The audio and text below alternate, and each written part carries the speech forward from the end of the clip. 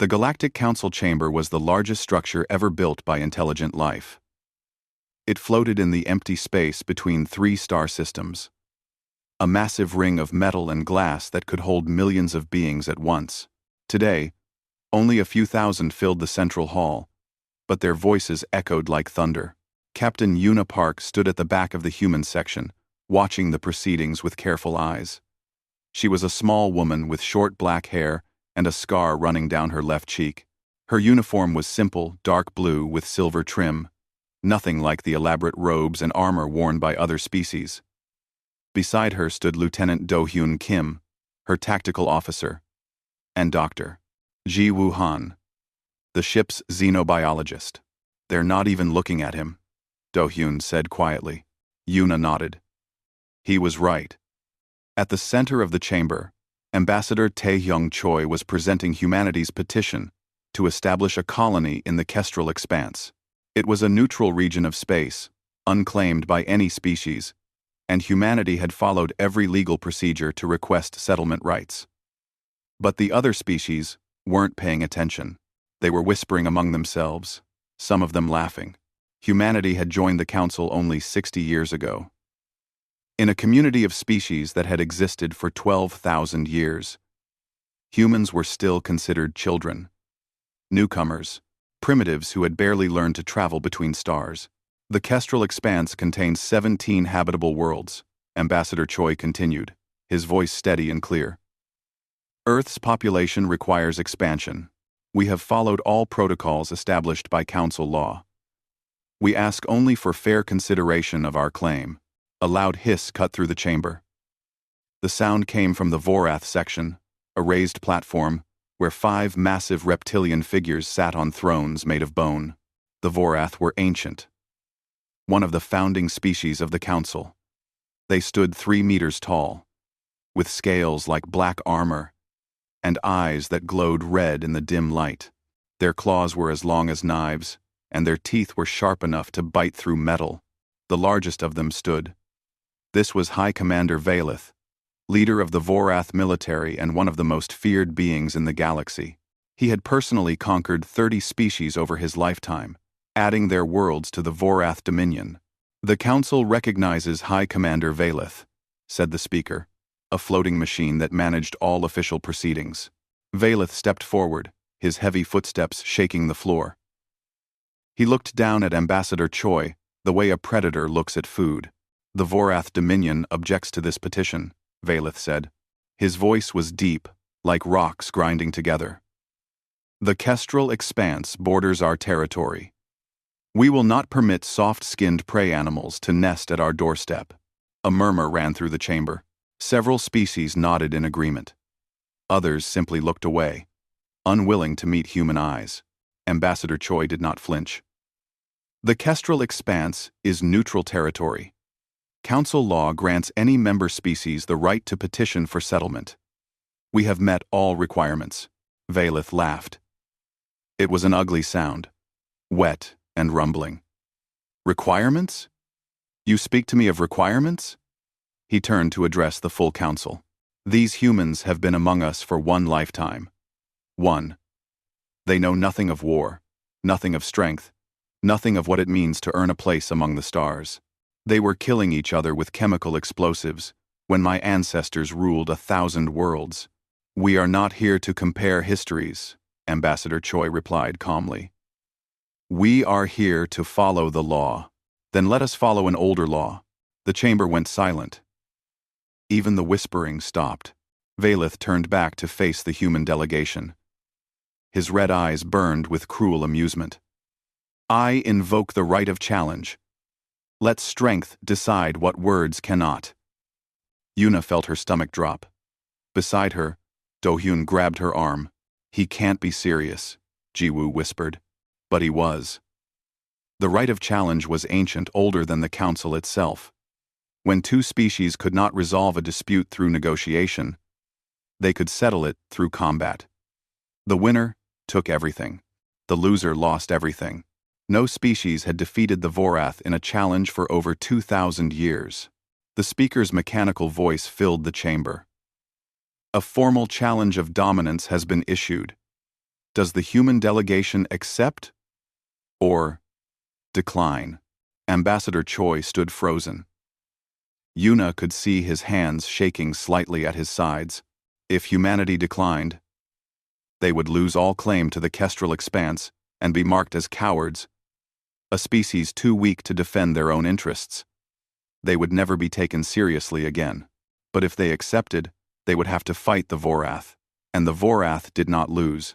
We need time to consult with Earth Command, Ambassador Choi began. There is no time, Valeth interrupted. You accept or decline. Now. That is the law you love so much. Yuna looked around the chamber. She saw pity in some alien faces, amusement in others, contempt in most. These species had already decided what humans were: weak, soft, unworthy. Nothing humanity said would change their minds. Only actions could do that. Before she knew what she was doing, Yuna stepped forward. She walked past the other human delegates, past Ambassador Choi, until she stood at the edge of the speaking platform. She was barely a third of Valeth's height. She had to crane her neck to look at his face. Humanity accepts the challenge, she said. The chamber erupted. Voices shouted in a dozen languages. Ambassador Choi called her name in shock. But Yuna kept her eyes on Valeth. The High Commander looked down at her with something like curiosity. You? A female barely larger than our younglings? You speak for your species? I'm Captain Yuna Park of the Earth vessel Horizon's Edge, and yes, I speak for humanity. Valeth leaned closer. His breath was hot and smelled like blood. Do you understand what you have done? Little creature, my warriors have crushed empires. We have hunted species to extinction for sport. Your bones will decorate my throne room. Yuna did not step back. Then you have nothing to worry about. For a long moment, Valeth stared at her. Stupid courage. But courage. He straightened and addressed the council. The challenge is accepted. Let the terms be set, and the combat begin. As the chamber dissolved into chaos around her, Yuna walked back to her delegation. What have you done? He demanded. We can't fight them. Nobody can fight them. Yuna looked at him steadily. We fight, or we spend the next 1,000 years being treated like pets. I know which one I choose. Do-hyun stepped up beside her. His face was pale, but his voice was firm. I'm with you, Captain. Jiwoo nodded. So am I. Ambassador Choi looked at the three of them like they had lost their minds. Maybe they had. But as Yuna looked back at Valeth across the chamber, she felt something hard and cold settle in her chest. The Vorath thought humans were prey. They were about to learn how wrong they were. The news spread across human space within hours. Every colony, every station, every ship received the same message. Humanity had accepted a challenge of dominance against the Vorath. People gathered in public squares to watch the broadcasts. Some prayed, some cried. Most simply stared at their screens in disbelief. In Seoul, at Earth Command headquarters, General Eunji Kang stood before a wall of displays showing tactical data, historical records, and live feeds from across the galaxy. She was 63 years old, with gray hair pulled back tight and a face that showed no emotion. She had commanded Earth's defense forces for 15 years, and she had never faced anything like this. Show me everything we have on Vorath Challenge Combat, she ordered. Her staff worked quickly. Within minutes, the displays filled with information. Records of past challenges, combat footage, casualty reports. The data told a simple story. The Vorath won. Always. 2,000 years, said Specialist Minho Lee, stepping forward with a tablet in his hands. He was young, barely 30, but he was the best military historian on Earth. That's how long it's been since anyone defeated the Vorath in formal challenge. 47 species have tried. All 47 lost. How did they lose? General Kang asked. The same way every time. They tried to match Vorath's strength directly. Bigger weapons, heavier armor, more soldiers. It never worked.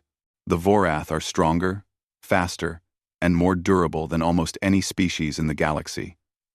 Their scales can stop most projectiles. Their claws can cut through ship hulls. They see in infrared, so they can hunt in complete darkness. General Kang studied the footage of past challenges. She watched species after species charge at Vorath warriors and get torn apart. It was always over quickly. Sometimes, in minutes. What about their weaknesses? Minho hesitated. They're cold-blooded. They need external heat to maintain their metabolism. In cold environments, they slow down significantly, but nobody has ever been able to use that against them. Their challenges are usually over before environmental factors matter. Then we need to make it last longer. Everyone in the room turned to look at the doorway. Captain Yuna Park stood there, still in her uniform from the council chamber. Lieutenant Do-hyun Kim and Dr. Ji-woo Han were behind her.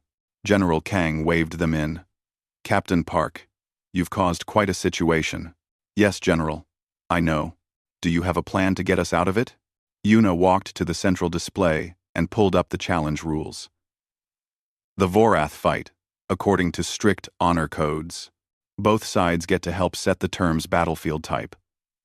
Weapons allowed. Number of combatants. Duration of engagement. Most species choose short engagements because they think a quick fight gives them better odds. They're wrong. She changed the display to show human evolutionary history. Images of ancient humans appeared not in cities, but in grasslands. Running under a hot sun. Humans evolved as persistence hunters, Yuna said. Our ancestors didn't have claws or fangs. They weren't the fastest or the strongest, but they could do something almost no other animal could do. They could keep going. They would chase prey for days, across entire continents, until the animal collapsed from exhaustion. That's what made humans the dominant species on Earth. Not strength, endurance. Jiwoo stepped forward to continue. The Vorath are cold-blooded, which means their muscles generate less internal heat. They're explosive fighters, incredibly powerful in short bursts, but their stamina is limited compared to warm-blooded species. They've never needed endurance, because their fights never last long enough to matter. General Kang's eyes narrowed as she began to understand. You want to make the fight last. I want to make it last 2 weeks, Yuna said. Silence filled the room. 2 weeks of continuous combat against the deadliest warriors in the galaxy. It sounded insane.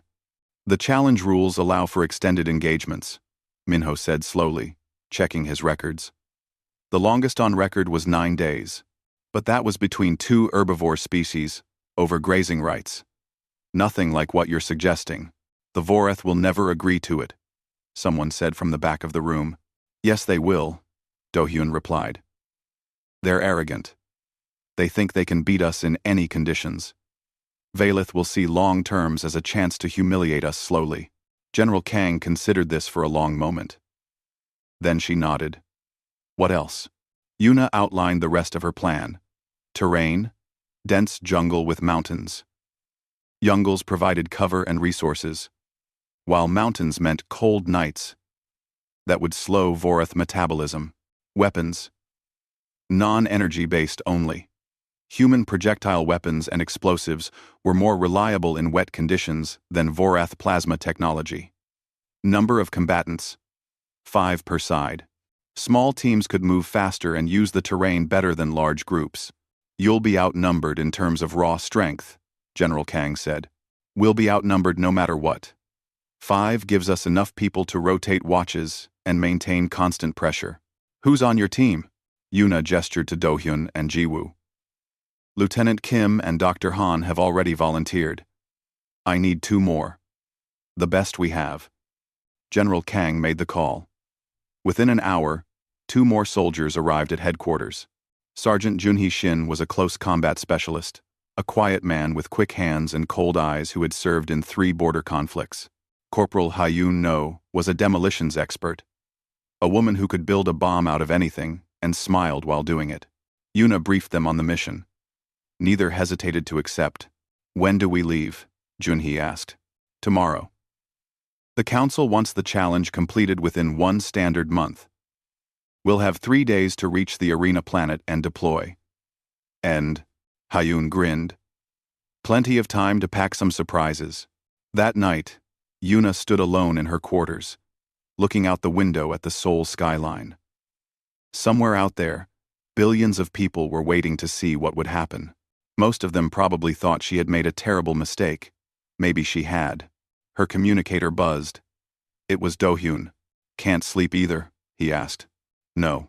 Are you scared? Yuna thought about it. Yes. But I'm also angry. Did you see how they looked at us in that chamber? Like we were nothing. Like we didn't even deserve to be there. We'll show them different. We will. She paused. Do-hyun? Thank you for standing with me. Where else would I be? She smiled slightly and closed the channel. Then, she sat down and began reviewing jungle survival techniques. There was a lot to learn, and very little time. 3 days later, the human team boarded their transport and left for the arena planet. The entire galaxy watched them go. Most expected them to die. They were going to be very surprised. The arena planet had no name, only a number. It was one of hundreds created by the Council specifically for challenge combat. An artificial world with controlled environments that could be adjusted to match agreed terms. When Yuna's team arrived, the planet had already been transformed into a massive jungle, with mountain ranges cutting through the center. Their transport dropped them on the northern hemisphere, on a hillside overlooking an endless sea of green.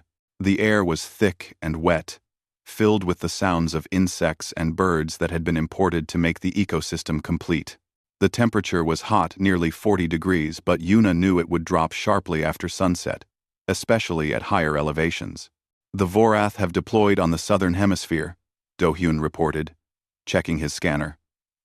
About 800 kilometers away. Then we move south, Yuna said. But slowly. We want them to come to us.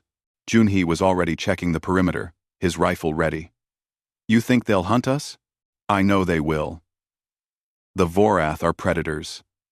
They won't be able to resist chasing prey. They made camp for the first night, setting up simple shelters and establishing watch rotations. Jiwoo took samples of local plants, while Hayun began assembling her first surprise, a series of traps using materials from the environment. Nothing too deadly yet. Just enough to slow anyone following them. The next morning, they started moving south. They didn't hurry. Yuna set a steady pace that they could maintain for hours without exhausting themselves. They walked through the jungle in single file, leaving just enough trail to be followed. By the end of the first day, they had covered 30 kilometers. They made camp, ate field rations, and slept in shifts. It felt almost peaceful. On the second day, Do-hyun's scanner picked up movement behind them. 5 signatures, he reported. Vorath size. About 10 kilometers back, and closing. They're faster than I expected, Jiwoo said. Yuna shook her head. They're sprinting. They want to end this quickly. Let them burn their energy. They continued moving south, maintaining their steady pace. Behind them, the Vorath gained ground rapidly. By nightfall, the gap had closed to 5 kilometers. We should set up a defensive position, Junhee suggested. Not yet. Keep moving. Through the night? Yes. They walked through the darkness, using small lights to navigate the dense jungle.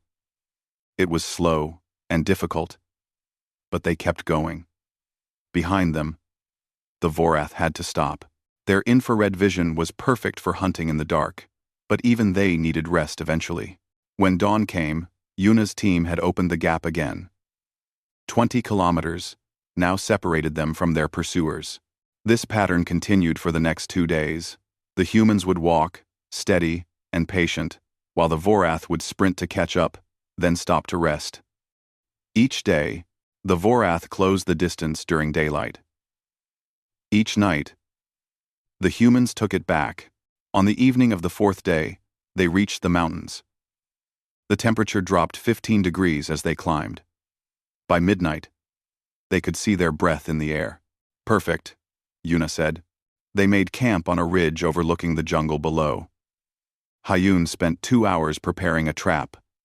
A deep pit covered with branches and leaves, with sharpened wooden stakes at the bottom. Old technology. Simple. Effective. They'll see right through it, Junhee said. Hyun smiled. That's what I'm counting on. The Vorath arrived at dawn.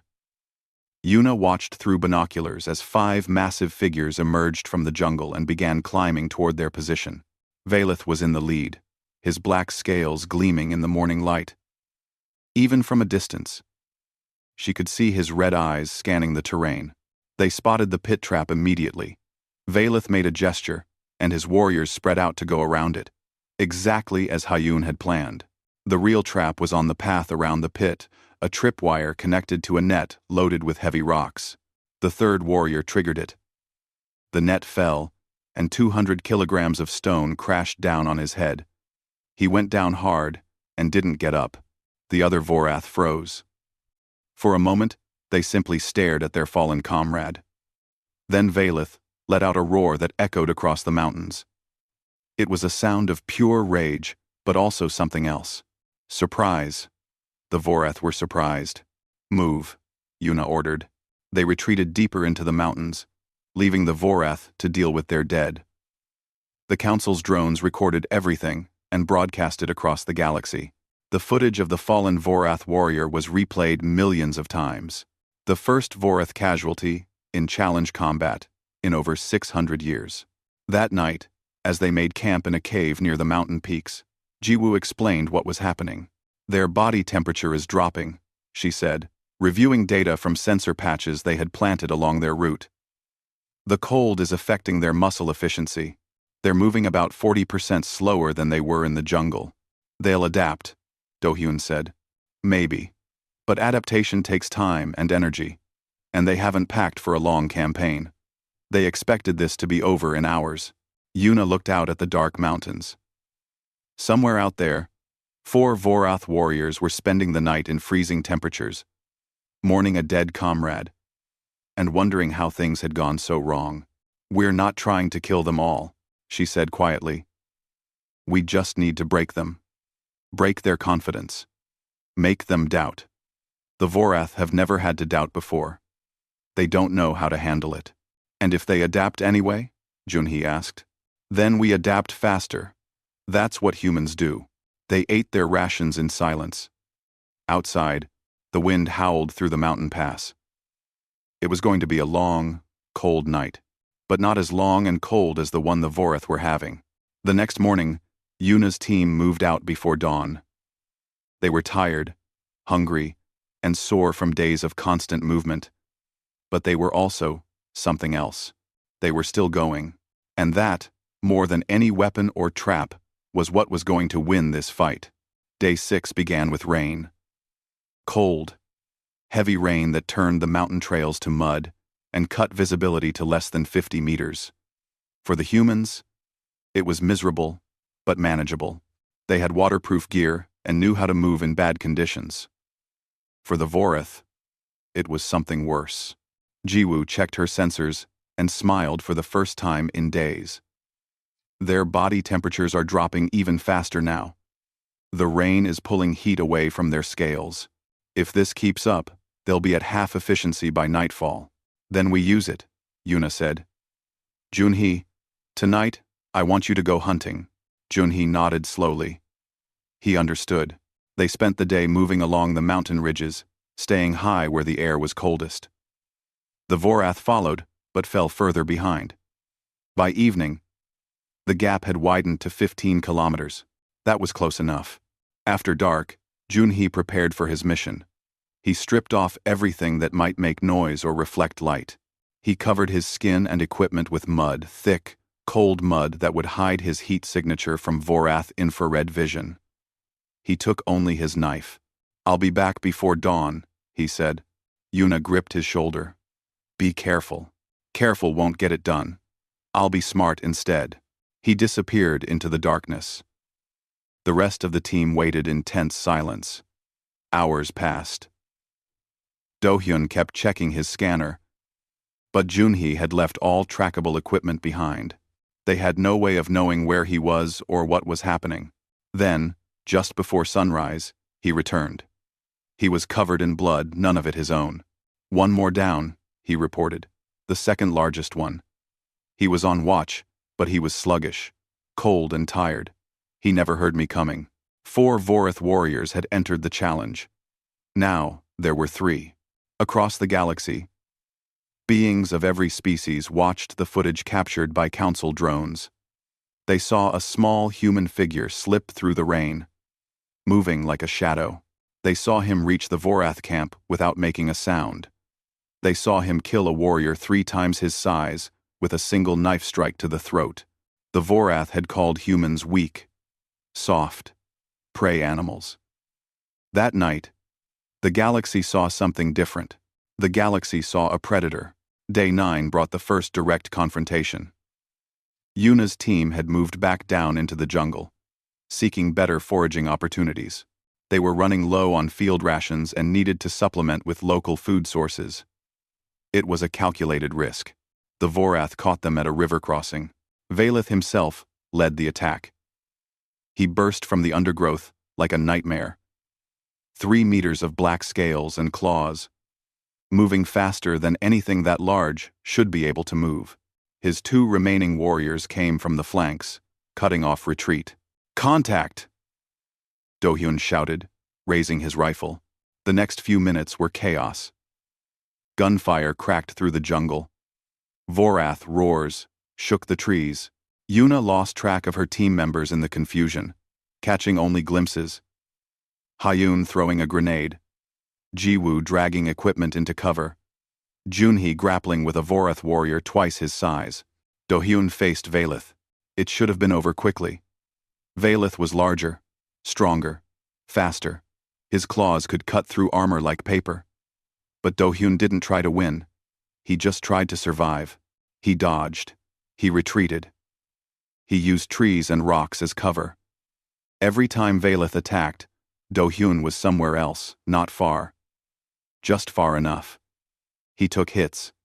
A claw raked his side, drawing blood. Another strike shattered his rifle. But he kept moving, kept fighting, kept refusing to fall. 20 minutes. Do-hyun lasted 20 minutes against the greatest warrior in the Vorath Dominion. And he wasn't alone. Yuna and Hyun arrived from opposite directions, forcing Valeth to divide his attention. Junhee had disabled one of the other warriors with a leg wound, and Jiwoo was keeping the third at bay with covering fire. Suddenly, the Vorath weren't hunting. They were surrounded. Valeth looked around at the situation. For the first time, Yuna saw something in his red eyes that she had never expected to see. Doubt. He made a sound, a sharp bark that must have been a command. The Vorath withdrew, dragging their wounded with them. Within seconds, they were gone, vanished into the jungle. Yuna rushed to Do-hyun's side. He was bleeding badly, his face pale and covered in sweat. But he was conscious. "Did we win?" he asked. "We survived," Yuna said. "That's enough for now." They treated Do-hyun's wounds as best they could. He had lost a lot of blood, and several ribs were cracked. But he would live. He couldn't move fast, though. They would have to adjust their tactics. That night, they made camp in a defensive position and took stock of their situation. They were exhausted, injured, and running low on supplies. But the Vorath were in worse shape. "I've been monitoring their movements," Jiwoo said. "They're not pursuing us anymore. They've found a sheltered position, and they're resting." "Resting?" Hyun asked. "We hurt them that badly?" "They've been going hard for 9 days, in conditions they're not adapted for. They're exhausted. Probably more exhausted than they've ever been in their lives. They don't understand what's happening." "They understand," Yuna said quietly. "They just don't want to believe it." Day 11. The Vorath tried to make a stand. They had found a rocky outcrop with good defensive positions, and stopped retreating. They were waiting for the humans to come to them. Yuna didn't take the bait. Instead, she sent Hyun on a solo mission. Hyun spent 6 hours planting charges along the cliff face above the Vorath position. She was small and light, able to climb where the heavy Vorath couldn't follow. When she was finished, she triggered the explosives. The rock slide buried the third Vorath warrior. He never had a chance. Now only two remained. Valeth and one other.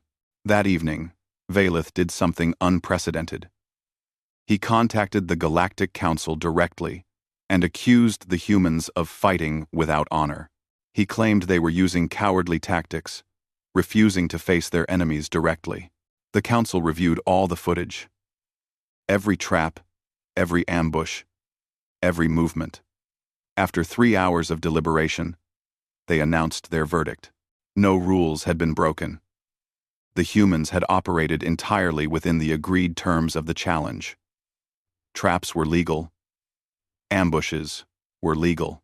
There was nothing in the ancient codes that required warriors to stand in an open field and fight to the death. The Vorath had simply never needed to fight any other way. Una received the verdict on her communicator. She read it twice, then showed it to her team. 3 days left, she said. And they're down to 2 warriors. Do-hyun was sitting up now, still weak but recovering. Can we do this? Una looked at her team. They were wounded, tired, and far from home. But they were still there, still fighting, still refusing to give up. We can do this, she said. We will do this. On the other side of the jungle, Valeth sat in darkness and felt something he had never felt before in his 300 years of life. He felt afraid. Day 14. The final day. Una's team found the Vorath at dawn. Valeth and his last warrior had taken position on a rocky ridge at the edge of the jungle. They weren't hiding anymore. They weren't running. They had chosen this place to make their last stand. The humans approached openly. No more traps, no more ambushes. This would end, face to face. Una looked at her team as they prepared. Do-hyun was still weak from his wounds, but he refused to stay behind. Jun-hee checked his blade with calm, steady hands. Hyun had used the last of her explosives on the rock slide and was down to her rifle and sidearm. Ji-woo carried a medical kit and a weapon she barely knew how to use. They were exhausted. 2 weeks of constant movement, constant fighting, constant pressure. They had barely slept, barely eaten. Their bodies were breaking down, but they were still standing. That was what mattered. As they climbed the ridge, Ji-woo moved to walk beside Valeth's position. The High Commander watched her approach with his red eyes, but he didn't attack. He seemed to understand that she wanted to speak. You know what we are now, Ji-woo said, her voice calm. You called us prey animals, soft-skinned, weak, but you were wrong. Valeth said nothing. Our ancestors didn't have claws like yours. They didn't have scales or venom or infrared vision. They weren't the fastest or the strongest creatures on their world. But they survived anyway. Do you know how? Tell me, Valeth said. His voice was tired, more tired than Ji-woo had ever heard a Vorath sound. They chased their prey. Not for hours. For days. Across entire continents. The prey would run and run, faster than any human could sprint. But eventually, it would have to stop. It would collapse from exhaustion, and the humans would still be coming. Still walking, still following. No matter how far it ran, the humans were always there. She paused, letting the words sink in. That's what we are, High Commander. We're the monsters that never stop. We don't need to be stronger than you. We don't need to be faster. We just need to keep going. And we will always keep going. Valeth stared at her for a long moment. Then he turned away and raised his weapon. Then let us end this. The final battle lasted 6 hours. It began with gunfire and ended with knives. Jun-hee engaged Valeth's last warrior in close combat. The two of them fighting through the rocks and brush like animals. Jun-hee was smaller and lighter, but he was also faster and more precise. He took wounds, a gash across his chest, a deep cut on his arm, but he kept fighting. Finally, with a strike that used the last of his strength, he brought the Vorath warrior down. He collapsed beside his enemy, unable to stand. That left Valeth. The High Commander had been fighting all of them at once, holding off 4 humans with nothing but his claws and his fury. Hyun went down first, her left arm torn open by a sweeping blow. Do-hyun lasted longer, despite his injuries, but eventually his legs gave out, and he fell. Ji-woo tried to drag him to safety, and took a hit that sent her sprawling. Only Yuna remained. She faced Valeth alone on the ridge, the sun setting behind them. She was exhausted beyond anything she had ever experienced. Every muscle in her body screamed for rest. Her vision was blurring, her hands were shaking, but she was still standing. Valeth was in worse shape than she had ever seen a Vorath. His scales were cracked in several places, leaking dark blood. His movements were slow and heavy. 2 weeks of cold, exhaustion, and constant pressure had drained him completely. He was running on nothing but will. "You should have died," he said. "You all should have died on the first day. That's how it was supposed to be." "Sorry to disappoint you," Yuna replied. He attacked. She dodged. He attacked again. She dodged again. She didn't try to hurt him. She didn't try to match his strength. She just kept moving, kept avoiding, kept making him spend energy he didn't have. Every swing he missed was more fuel burned. Every step he took was a step closer to collapse. An hour passed. Then, too, the sun set completely. They fought in darkness, guided only by the light of the moons. Valeth's attacks became slower, weaker. His roars became gasps. His mighty legs began to tremble. And then, finally, he fell. He went down on one knee first, catching himself with his claws. He tried to rise but couldn't. His body had nothing left to give. 300 years of victories. And he had finally found an enemy he couldn't defeat. Yuna stood over him, her knife in her hand. She was barely conscious herself, staying upright through pure stubbornness. Her blade touched his throat. "Yield," she said. For a long moment, Valeth was silent. "I yield." The words were broadcast across the galaxy. Billions of beings heard them, the first surrender in Vorath history. The most feared warriors in the universe, defeated by 5 humans who refused to stop. Council medical teams arrived within the hour. They treated the wounded from both sides, human and Vorath alike. Junhee would need months of recovery. Hyun would lose her arm. Do-hyun had internal bleeding that required immediate surgery. But they were all alive. They had all survived. 3 days later, Yuna stood in the Galactic Council chamber once again. She was in a wheelchair, her body had finally given out, once the adrenaline faded, but she was there. Her team was there with her, bandaged and broken but unbowed. Valeth stood at the speaking platform. He looked diminished somehow, smaller than before. The arrogance was gone from his posture. "By the ancient law of challenge," he said, his voice carrying across the silent chamber. "The Vorath Dominion recognizes humanity's claim to the Kestrel expanse. We also declare that the Dominion will never again issue a challenge of dominance against human beings." He paused, and something changed in his expression. It wasn't respect. Exactly. It was something deeper. Recognition. "We were wrong," he continued. "We saw small bodies and soft skin and thought we saw weakness. We did not understand what humans are. We understand now." He turned to look directly at Yuna. "You are not prey. You are something far more dangerous. You are the thing that hunts without stopping. The thing that never gives up. We will not make the mistake of challenging you again." The chamber remained silent as Valeth returned to his seat. Then, slowly, something unprecedented happened. The other species began to applaud. It started with the smaller delegation species who had been bullied by the Vorath for centuries. Then, it spread to the larger ones. Within minutes, the entire chamber was filled with the sound of approval from hundreds of different species. For the first time in 60 years, the galaxy was looking at humanity with something other than dismissal or pity. They were looking with respect. After the ceremony, Ambassador Choi found Yuna in the corridor outside the chamber.